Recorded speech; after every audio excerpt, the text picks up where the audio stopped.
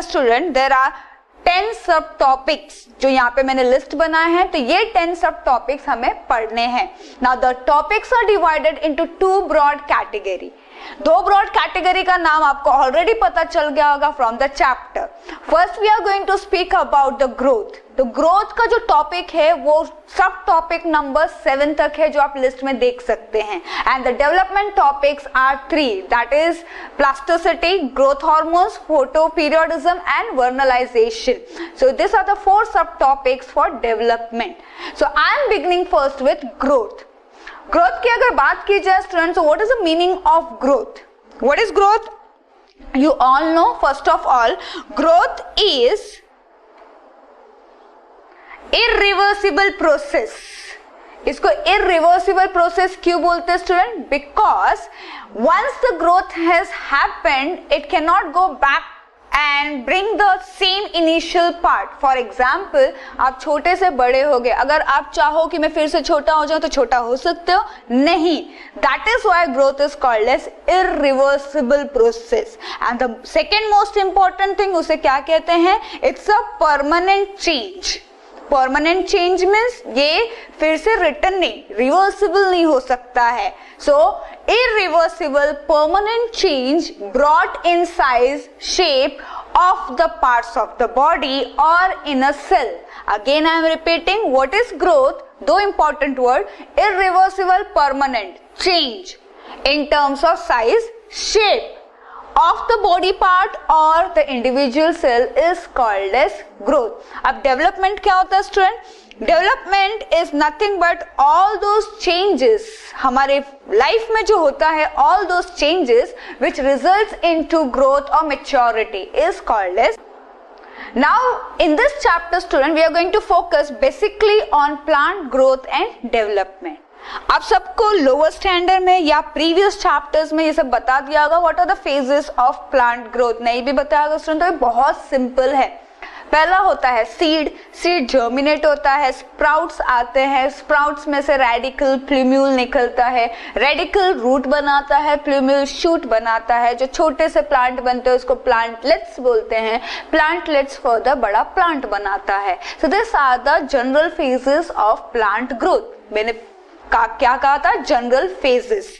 Fine. So this is all about the introduction of plant growth. Now the most important topic in terms of growth is what are the characteristics of plant growth. ये है second part. What are the characteristics? 2 important characteristics. एक है indeterminate growth and दूसरा है measurable growth. Plant growth is indeterminate. Let's understand this statement. Fine. What is the meaning of indeterminate growth? Indeterminate growth का meaning होता है having a capacity of growing through out the life और परपिचुएटिंग through out the life. आप सबको पता होगा student, बहुत सारे plant, I didn't say all plant, I said most of the plant, बहुत सारे प्लांट अपनी पूरी जिंदगी ग्रो करते रहते हैं. Fine. In terms of height or in terms of vegetative propagation or in terms of branches, grow होते ही रहते हैं. अब वो किसकी वजह से grow होते रहते हैं? Very simple answer, just because of one tissue known as cambium tissue. अब इस पिक्चर में स्टूडेंट आपको cambium tissue दिख रहा होगा. The cambium tissue over here is mentioned as vascular cambium. Vascular cambium means जो xylem and phloem के बीच में है. Now कैम्बियम टिश्यू के अंदर कैपेसिटी है कि it keeps on dividing and dividing, and वो जब डिवाइड होता है तो गर्थ इंक्रीज होता है. तो this is in terms of increasing sideways, I mean laterally. And एक होता है अपाइकल मेरिस्टेम. अपाइकल का मीनिंग होता है टिप पे. तो जहां जहां पे स्टूडेंट मेरिस्टेम प्रेजेंट होगा that will result into indeterminate growth, मतलब कि वहां पे ग्रोथ स्टॉप हो ही नहीं सकता. Fine. Next is growth is measurable. Now this is the broad topic. Fine. Growth is measurable. वो हम लोग phases of growth, growth rates में पढ़ेंगे. Fine. In detail. Now growth is measurable. हम किसी plant का growth कैसे measure कर सकते हैं? In terms of 2 things. Fine. One is in terms of height and second in terms of weight. Again I am repeating, we can measure the growth of the plant in terms of two parameters. One is called as height and second is called as weight of the plant body. Now height is practical thing which you can understand, पर weight के बारे में अगर बोला जाए तो कैसे calculate होता है वो मैं बाद में बताती हूँ. Now look at this picture, fine. This is in terms of height. तो आप देख सकते हैं पहला है germinating phase, second is tillering phase. Tillering का मीनिंग होता है स्टेम्स ग्रो होना, टिलर्स मतलब stems. And then grand growth. Grand growth means जहां पे चीज जितने भी पार्ट्स होंगे प्लांट बॉडी के वो फटाफट अराइज हो जाएंगे, फाइन, और they will grow. And the last one is maturity. एक बार मेच्योरिटी आएगा तो ग्रोथ थोड़ा सा स्लो हो जाएगा बट स्टॉप नहीं होगा of most of the plant. Again I am repeating, most of the plant, I didn't say all plant. There are certain plant जिसका ग्रोथ स्टॉप हो जाता है, fine. So this are the phases of growth in terms of height. We also have formula for this, right? Next topic, in terms of weight, I will explain you along with the rate, fine. Now, growth rates. Growth rates are calculated in terms of two methods, fine. One is called as arithmetic and second is called as geometric. Now you all know the distinction between arithmetic and geometric. अब आप ही बताओ मुझे, arithmetic में growth faster होता है कि geometric में growth faster होता है? Look at this picture, correct? Geometric में the growth is faster. Now we have to know the formula of calculating the arithmetic progress in plant and the geometric progress in plant. But उससे पहले student नीचे एक picture दिया हुआ है और sequence दिया हुआ है. You can see over here zygote sequence of phase and this is called as embryonic development phase and this is called as differentiating phase. I mean organogenesis, organ formation phase. So what the picture is saying? Picture is saying that zygote undergo geometric phases, geometric division. What do you mean by geometric mean division? Many, fine, many things. I mean the multiplication is faster और बहुत सारे cells बनते हैं. So in case of development of seeds or embryo, zygote पहले geometric rate से divide होता है to form the embryo and embryo फिर arithmetic rate से divide होता है to form the organs of the plant body. Again I am repeating students, सिर्फ इतना याद रखना है कि zygote geometric way से divide होके embryo form करता है and embryo arithmetic way से divide होके plants के body parts बनाता है. Fine. Now we need to understand the formula of arithmetic rate and the geometric rate. Fine. Learning the formula in case of arithmetic way. Fine. The formula is, now we will learn to derive the formula out of a graph. A graph जब भी हम plot करते हैं student, generally we use two axes. One is called as y axis I have drawn and another is called as x axis. Same way for the geometrical formula also we are going to use two axes. One is y and second is x axis. Fine. अब arithmetic and geometric में difference क्या होगा? In case of arithmetic we will study length of plant body against time and in case of geometric we will study weight of plant body, to be specific dry weight, क्योंकि actual weight हम plant का नहीं ले सकते, dry weight. अब ये dry weight क्या होता है student? Remove all the moisture of the plant and study the dry weight. The remaining weight is called as dry weight against the time. Now, when I start plotting the length against time, I get a graph like this.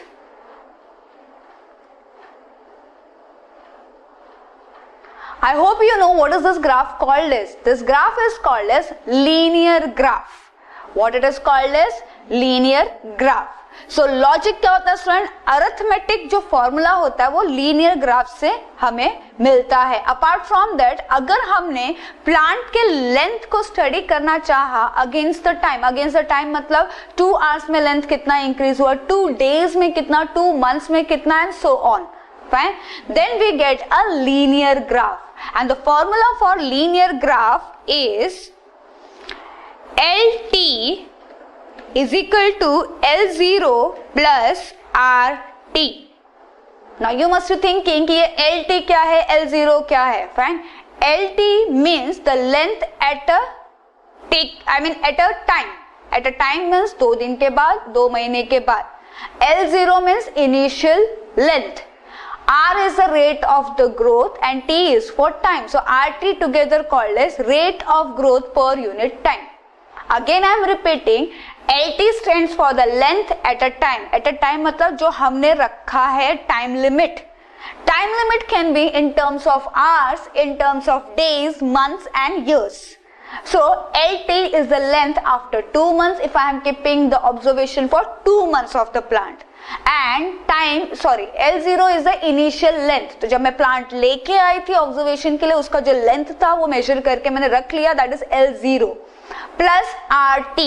RT stands for growth rate at per unit time, or growth rate per unit time is RT. So simple formula for अर्थ है. One more thing student, इसका कोई sums नहीं आएगा, सिर्फ ये कहां से derive हुआ है, लीनियर ग्राफ से. Which formula, arithmetic formula. पूरा डेरिवेटिव आपको नहीं है, सिर्फ इनके टर्म्स मतलब ये सिंबल्स की मीनिंग पता होने चाहिए, that's it. Fine. Next is geometric rate. Geometric rate का जब मैंने ग्राफ प्लॉट किया तो मुझे कुछ ऐसा मिला. फाइन. इस ग्राफ को कौन सा ग्राफ कहते हैं?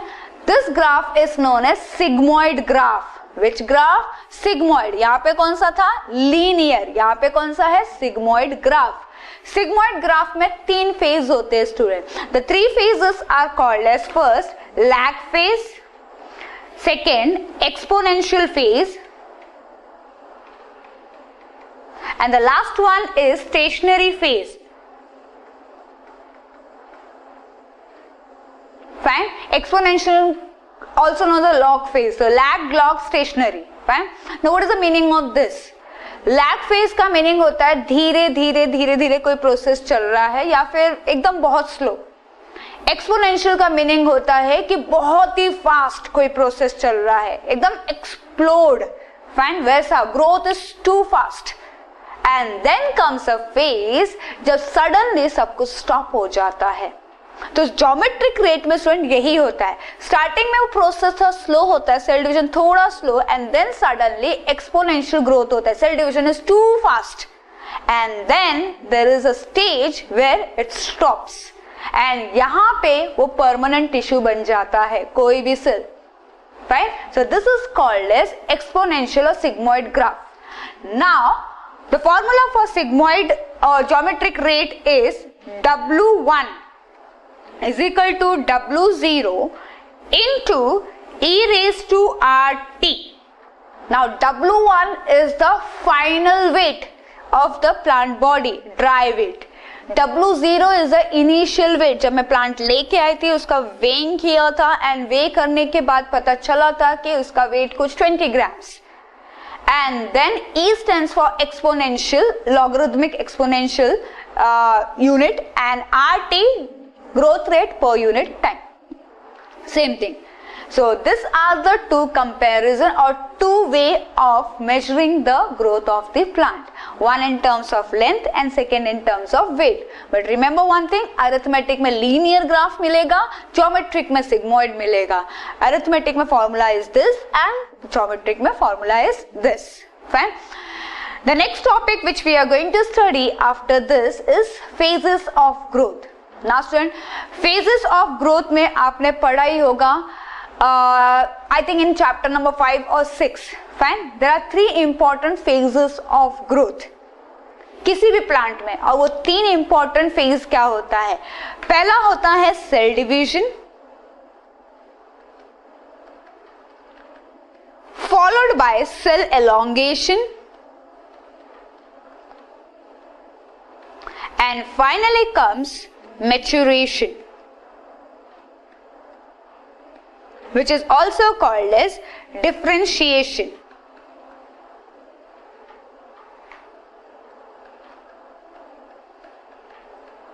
Simple. सीड्स के अंदर जो सेल होते हैं वो सेल डिवाइड होते हैं जब तक प्लांटलेट्स नहीं बन जाता है। फिर प्लांटलेट्स के अंदर सेल एलोंगेट होते हैं, फाइन, एलोंगेट होते हैं तो साइज बढ़ता है, and then finally group of cell या टिश्यू एक एक ऑर्गन बनाते हैं जिसको बोलते हैं मैच्योरेशन और differentiation. Detail had been taught to you in earlier chapter, fine. Now next you have the next topic which we are going to study is relative growth and absolute growth. Fine. Now what is relative growth and absolute growth? Let's understand with the help of a picture over here. Now speaking about relative growth,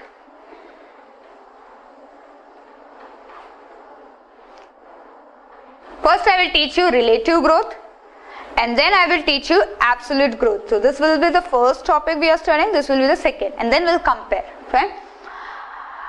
relative growth, finally जो size हमें मिलेगा plant के किसी भी body parts का, भी यहाँ पे आप देख रहे हो कि हमने लीफ लिया है, fine.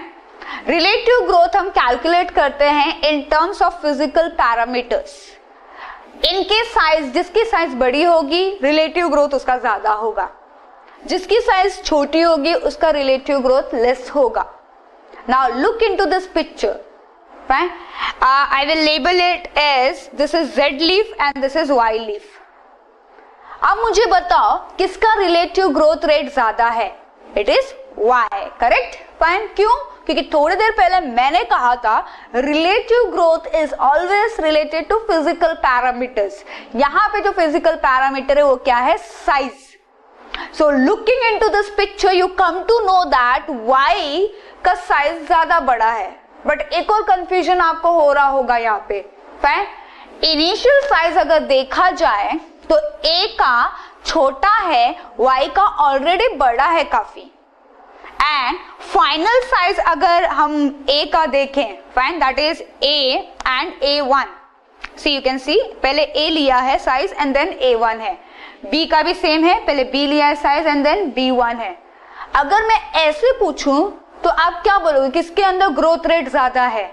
That is in A, क्योंकि the surface area had been increased in A। इसको कहते हैं absolute growth, that is called as absolute growth. Again I am repeating, relative growth is in terms of physical parameters like size, shape, length etcetera, but absolute growth is related to both physical parameter as well as internal system. Now you all must be knowing this concept called as intrinsic growth and extrinsic growth. Intrinsic growth मतलब internally कुछ factors होते हैं जो हमें size में increase होने के लिए help करते हैं, and अगर वो intrinsic growth का study करके हमने growth rate calculate किया then it is called as absolute growth. So absolute growth is related to the system, the living system.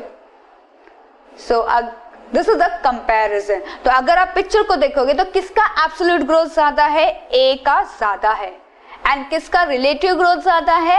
मैंने नाम दिया था Y का ज्यादा है, that is B, fine, according to the picture given. So here we completed the next topic related to growth. After that we have to study conditions for growth. अब ये तो आपको पता होगा, 3 major conditions required by plant, fine. पहला आता है oxygen, I am sorry CO2, also oxygen, both, fine. Next come water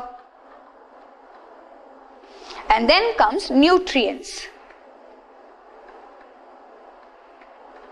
so ये 3 बेसिक चीज है जो प्लांट, 4 बेसिक चीज है जो प्लांट को चाहिए अपने ग्रोथ के लिए। अब one by one let's check it out. CO2 किस लिए चाहिए? टू कैरी आउट फोटोसिंथेसिस, तभी तो वेट इंक्रीज होगा। O2 किस लिए चाहिए? To release the ATP to carry out the photosynthesis and other life processes in plant. Next water किस लिए चाहिए? For the hydrolysis process. What is hydrolysis process? Breaking down bonds of complex structure. Next, nutrients किस लिए चाहिए? For proper regulation and maintenance of the process. हमें भी nutrient चाहिए for regulation and maintenance of process. Same way, plants को भी चाहिए for proper regulation and maintenance of the process. You don't have much more in detail. Now, the most important thing which we are going to study is the 3 terms.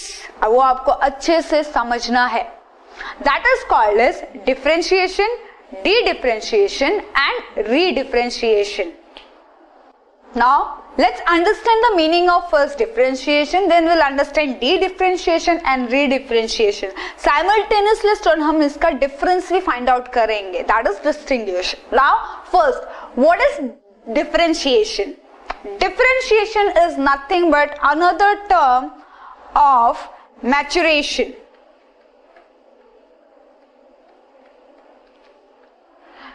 There are certain cells which get matured or differentiated after certain period of time to form an another tissue or permanent tissue. For example, meristematic tissue keeps on dividing and suddenly few group of cells, कुछ meristematic cells अपने आप को एक different identity दे देते हैं and that identity remains permanent. So this process is called as differentiation. One basic thing remember student, जो भी tissue हमारे प्लांट बॉडी में फॉर्म होता है that is because of meristematic tissue. And how it is formed? Because meristematic tissue is undergoing either differentiation or de-differentiation or redifferentiation. Now differentiation done. Speaking about de-differentiation, I gave you example of parenchyma tissue. I hope you all know parenchyma tissue is simple permanent tissue. ये simple permanent tissue का first type है. ये कहां से आता है? After the differentiation of meristematic tissue और it is also called as meristem tissue. यहां से बनता है. बट कभी कभी ये parenchyma tissue again develop a ability of cell division. थोड़ी देर पहले मैंने कहा था कि the meristematic tissue undergo cell division to form the organs by differentiation.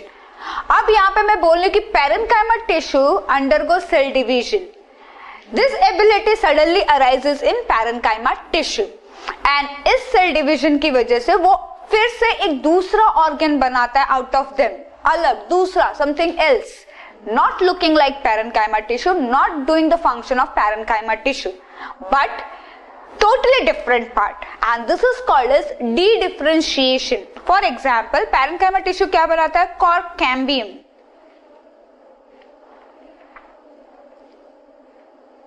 and interfascicular cambium. ये आपको एनाटॉमी में सब पढ़ाया है कि ये कहां कहां पे होता है, so I'm not going to repeat it. So interfascicular cambium. Last is redifferentiation. Now what is redifferentiation? Redifferentiation का meaning होता है there is uncontrolled growth suddenly. Parenchyma tissue के अंदर uncontrolled growth हो चुका है and that result into some unwanted kind of thing like tumor formation. It's a type of redifferentiation process. So that should not happen. If that happens, then plant is having some or the other problem. So this is the difference between differentiation, de-differentiation and redifferentiation. Again I am repeating, differentiation means the cells or the group of cells undergoing a permanent change to form an organ of the plant body. De-differentiation means the permanent tissue or the permanent organ which is formed in the plant body suddenly undergoing cell division or suddenly develop the ability of cell division and forming some other organs is called as de-differentiation. First, redifferentiation means the rapid cell division, uncontrolled cell division which may result into formation of tumor. Right? So this is all about the differentiation between the most important terms of this chapter. Now student, theoretically हमने पढ़ लिया है conditions for growth, differentiation, de-differentiation and redifferentiation. अब यहाँ पे pictures के help से explain किया है तो we will just go through. So this is the PPT which is saying that what are required for the growth of the plant. जो आपको ये पता है logically आप exam में लिख सकते हो, hardly 2 marks के question आते हैं इससे related. Next you have the term de-differentiation. मैंने कहा था एक सेल के अंदर एबिलिटी होती है to divide and redivide and then वो एक परमानेंट टिश्यू बन जाता है, that is called as maturity of that group of cell and उस प्रोसेस को बोलते हैं डिफरेंशिएशन। डिफरेंशिएशन का दूसरा नाम है मैच्योरेशन, परमानेंट टिश्यू बन जाना। सिंपली इतना याद रखो, जब कोई टिश्यू परमानेंट टिश्यू बन जाता है, जब कोई group of cell permanent tissue बन जाता है तो उसको कहते हैं डिफरेंशिएशन। फिर आता है डी डिफरेंशिएशन, जो नेक्स्ट स्लाइड में है। डी डिफरेंशिएशन का मीनिंग होता है जो परमानेंट टिश्यू ऑलरेडी फॉर्म हो चुका है, फिर अचानक से उसके अंदर एबिलिटी आ जाती है to bring the change and develop into something else and उसको बोलते हैं डी डिफरेंशिएशन। यहाँ पे लिस्ट दिया गया है, you can just go through. And the final one is रीडिफरेंशिएशन।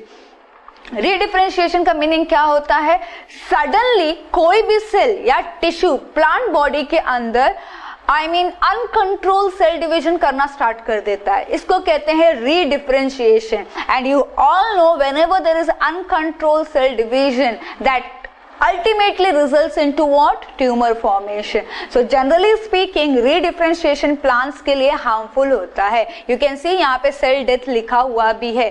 Fine, ये सब पिक्चर्स ड्रॉ करने की कोई जरूरत नहीं एग्जाम में, but remember the difference between differentiation, de-differentiation and redifferentiation. So we completed with the growth part. Now we are going to study the development part. अब development part start करने से पहले स्टूडेंट यहाँ पे वो पूरा बोलते हैं ना ग्राफ बनाया हुआ है to explain you the growth and the relationship. Fine, so पहला आपको अगर देखेंगे यहाँ पे, जो मैं हमेशा बोलती हूँ, meristematic cell is the root for origin of each and every part of the plant body. Again I am repeating, meristematic cell ही वही सेल है जो पूरे प्लांट के पार्ट्स बनाता है, क्योंकि इसी सेल के अंदर एबिलिटी है to undergo cell division process. और जब वो सेल डिवीजन प्रोसेस कंप्लीट हो जाता है ग्रुप ऑफ सेल का, then the cell undergo expansion और elongation process and finally cell का मैच्योरेशन होता है to form the mature cell. क्या फॉर्म करता है वो? Mature cell. तो ये तो हो गया स्टेजेस की बात ग्रोथ की, बट जब ये स्टेजेस होता रहता है तो बीच में लाइफ सीक्वेंस की तरह, जैसे हमारी भी लाइफ एक यूनिफॉर्मिटी में नहीं होती है। यूनिफॉर्मिटी मतलब थ्रू आउट द लाइफ सिर्फ हैप्पीनेस नहीं होता है, कभी सैडनेस भी आता है, कभी न्यूट्रल होते हैं हम। वैसे ही प्लांट की लाइफ में student there is certain environmental situation जहां पे उनको उस सिचुएशन से फाइट करके डेवलप करना होता है and those phases are called as plasmatic growth and differentiation growth. समझ में आ? ये जो है सेल डिवीजन, एलोंगेशन, मैच्योरेशन, ये इनका फिजिकल स्टेप्स है। फिजिकल स्टेप मींस बाहर से मुझे दिख रहा है कि प्लांट का हाँ सेल डिवीजन हो रहा है, फिर वो बड़ा हो रहा है, फिर उसके अंदर फ्लावर्स आ रहे हैं, फ्रूट्स आ रहे हैं, तो मतलब वो ग्रो हो रहा है। पर अंदर बेचारे को क्या झेलना पड़ रहा है, उस प्रोसेस को बोलते हैं डेवलपमेंटल प्रोसेस। तो अंदर आप देख सकते हो relationship between growth and development, तो plasmatic growth and differentiation. Now we are going to study the next one is plasmatic growth और प्लास्टिसिटी, जिसे बोलते हैं, आपके सिलेबस में ये टर्म यूज किया हुआ है। So we are starting with development now, we have completed the growth phase. Now if you remember those list which I had given in the beginning of the chapter and many time I have shown it to you, उसके हिसाब से पहला आता है प्लास्टोसिटी और plasticity. Plasticity ये term आपके text book में यूज किया हुआ है। Plasticity results into heterophylly. Now पहले मैं दोनों की मीनिंग बता देती हूँ। Now what is plasticity? Fine, plasticity is nothing but a physical change brought in an organism due to environmental situation।